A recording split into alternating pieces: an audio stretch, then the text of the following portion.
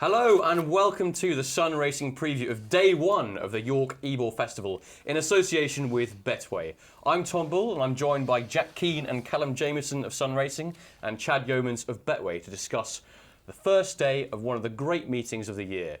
First up, it's the Acomb Stakes we're going to talk about. 7 furlong Group 3 for 2-year-olds. Headed to market is Persuasion for Charlie Hills.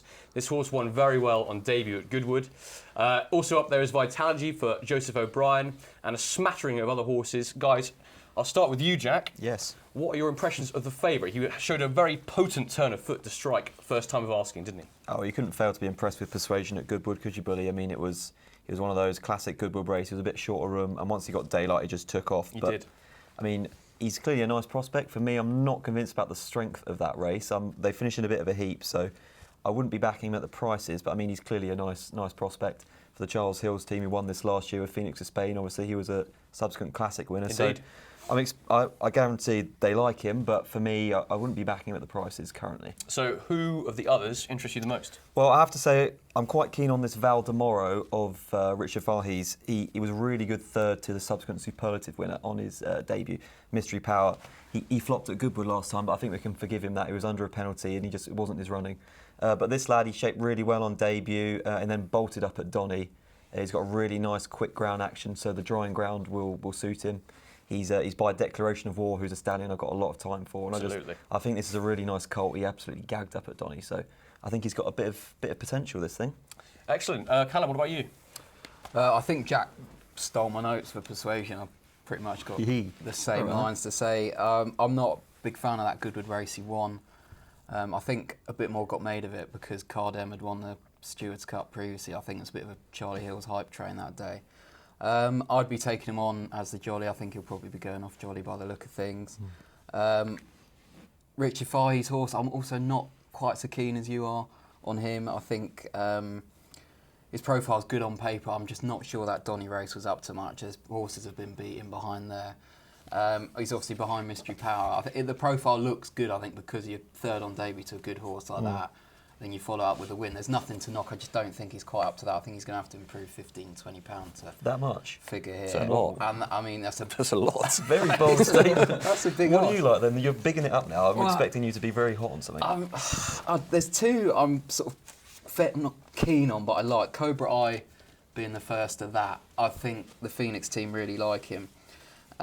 He was impressive at Goodwood. He did well to win from there, didn't he? Yeah. By, a nose ahead, but Frankie literally didn't pick the Hands stick and heels up. job, wasn't it? If you backed him, you wouldn't have been best pleased. But I think there's quite a bit more to come from this horse. The other one I like, Kingbrook. I think Mark Johnston. You can't go wrong with one of his front runners, Hardy Horse. Won an all right race at Ascot. Again, he's going to have to come on 10, 15 pounds to figure here. But Mark Johnston horse, they come on for fun. And the way he got headed at Ascot and then still came back at that Hannon horse and went on. He's the other one I like, I think. Lovely. The form works. You say it hasn't worked out, but Mambo Knights finished 6th, ran on really well. Finished 2nd at Newbury, behind a horse I forget the name of now, a couple of weeks back.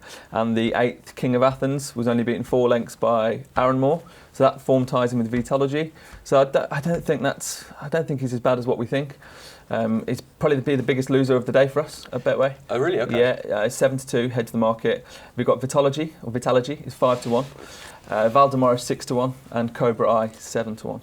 Well, Vitality is the one that interests me the most because the form of his debut win has worked out extremely well with Aaron Moore, second having gone in since, and also Harpocrates, who lines up again. He's also won. He's bred by No Nay Never, so he should get these 7 furlongs. And considering he was pretty unfancied in the market on debut, he's bound to come on for Won that. at 25. 25 to 1, yeah. Yeah. Joseph O'Brien brings him over. He's as shrewd as they come.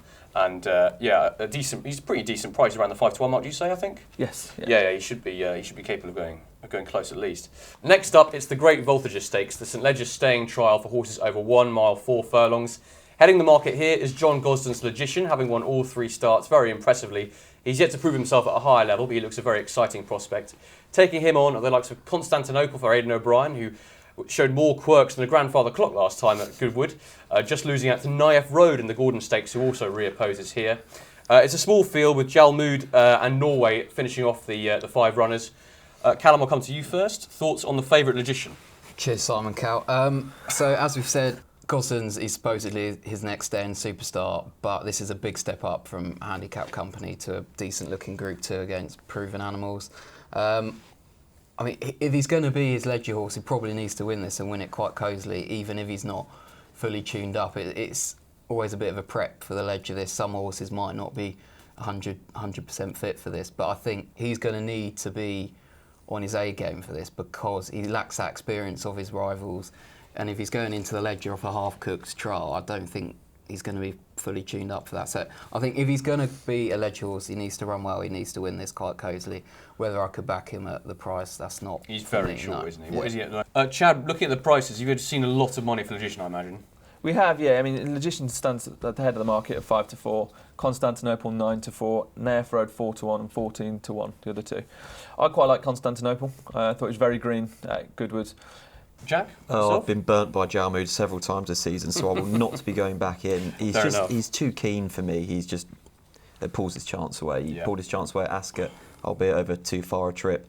Pulled his chance away at Goodwood, and I just think he's a bit too keen for his own good here. He needs a bit of headgear, doesn't he? you think? Well, I mean, I just don't know. I think he needs his a certain, Yeah, he needs a certain tackle. operation. Yeah. Starting with the Jolly, Logician is far too short for me. I think we talked about his. I know he was very impressive at Newbury, but he only beat a 70-odd horse at Newbury there. This is a huge step up. I mean, he could be anything. He's very well bred, obviously, by Frankel. He's from the family of Cityscape, who's a brilliant miler, but obviously he stays well as well. So he's got star potential, but I mean, I couldn't be taking 5-4 about him. No. And on the contrary, actually, opposite to Callum, I actually really quite fancy Constantinople here. He's a rock-solid group horse, won a Group 3 earlier in the season.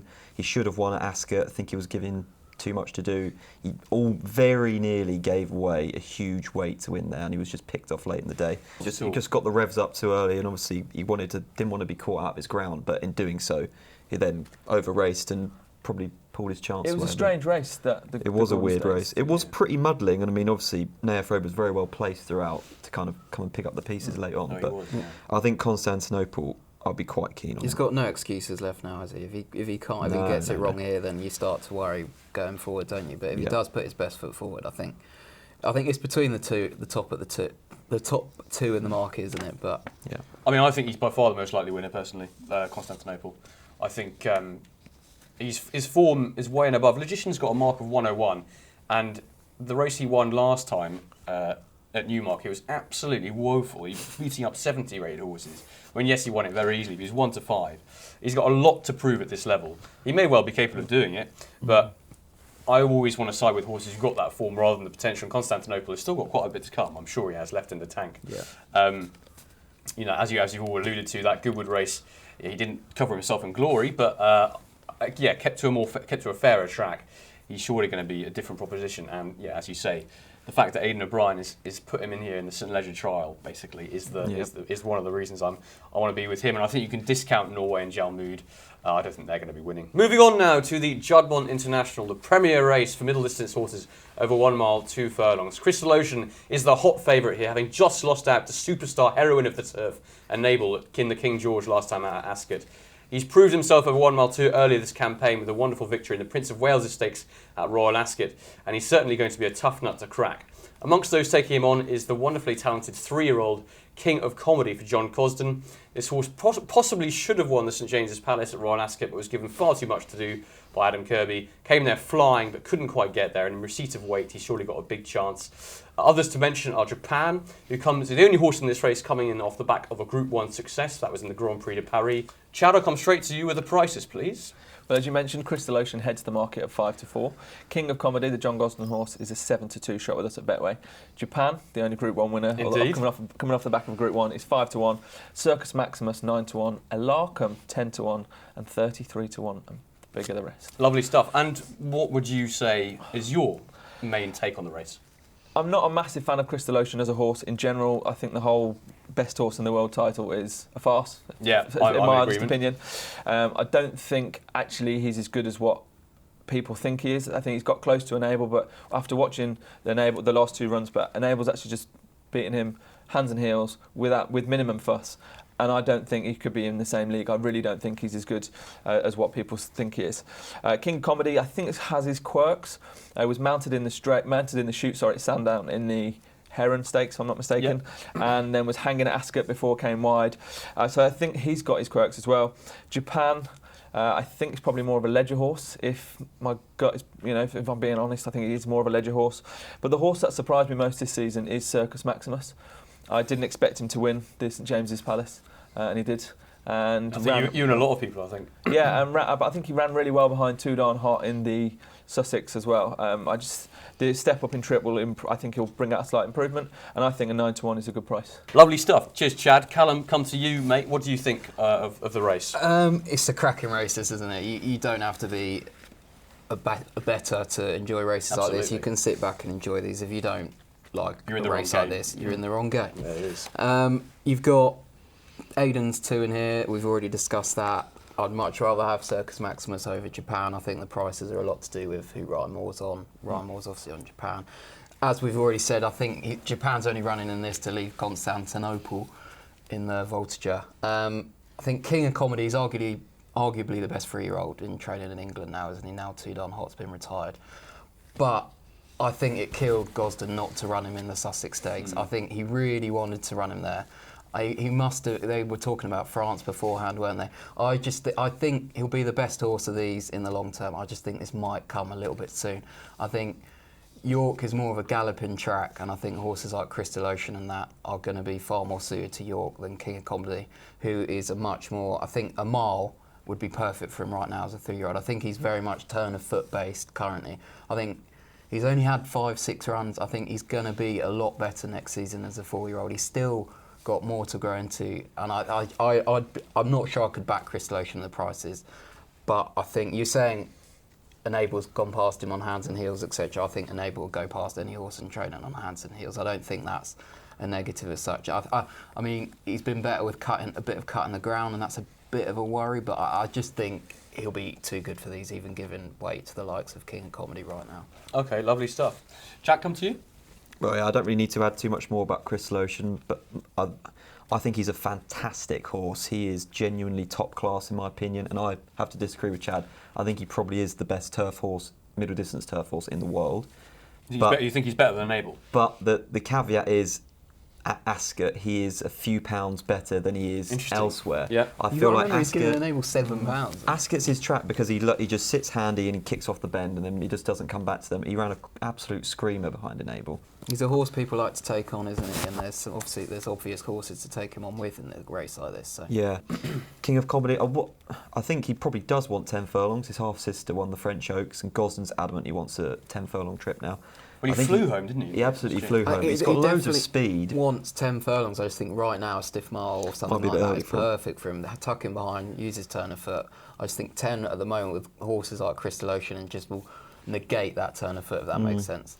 Elacam, I think this is something we need to touch on. There's potentially a lack of pace in here, and Elacam is a potential pace angle, and he's improving this year. There's no doubt about it. He's reached the level that the Johnsons always thought he could.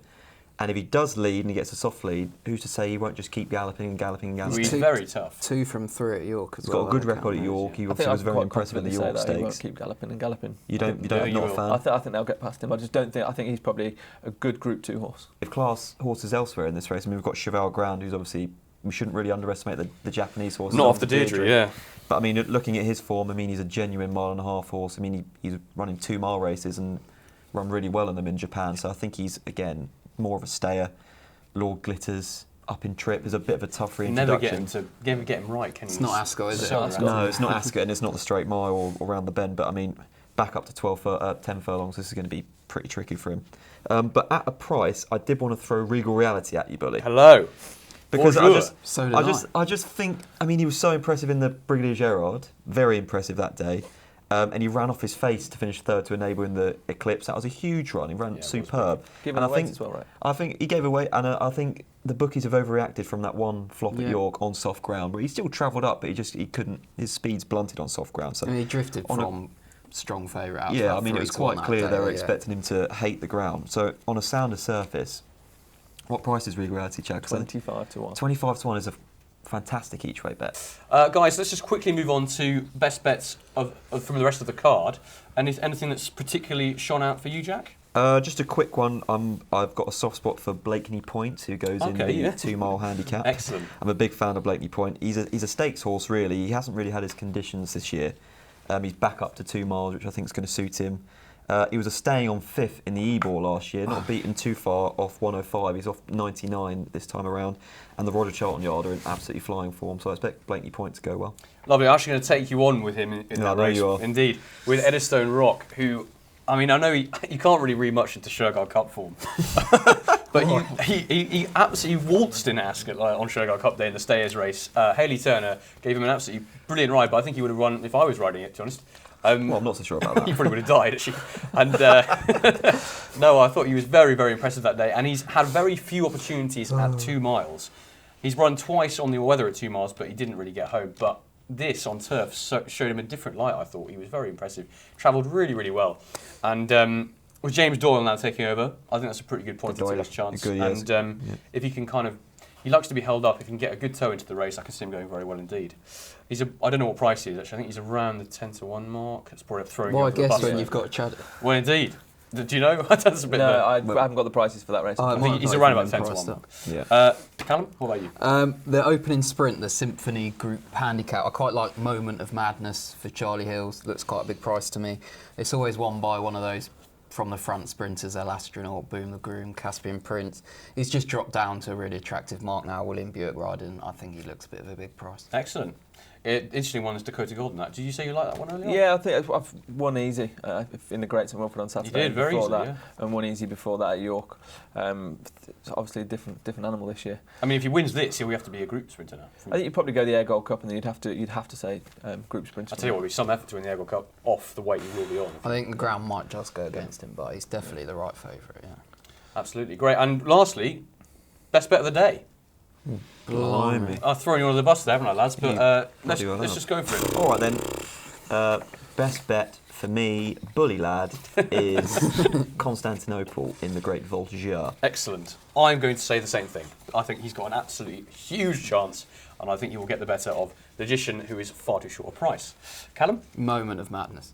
Really? Okay. Going out on a You limb. look shocked again. No, it's just a I big, think a Callum big has old had a field. moment of madness. Yeah, you might have done. And Chad, last And again, in the first race, I'm going to go against you, though, with just another bottle for Declan Carrollschild. Great stuff. Yeah, I quite like him as well. He's ran a big race in the Stewards Cup last time, didn't he? Did. Yeah. Great stuff. And I think that concludes our day one preview. Best of luck for punting, and we'll see you again soon.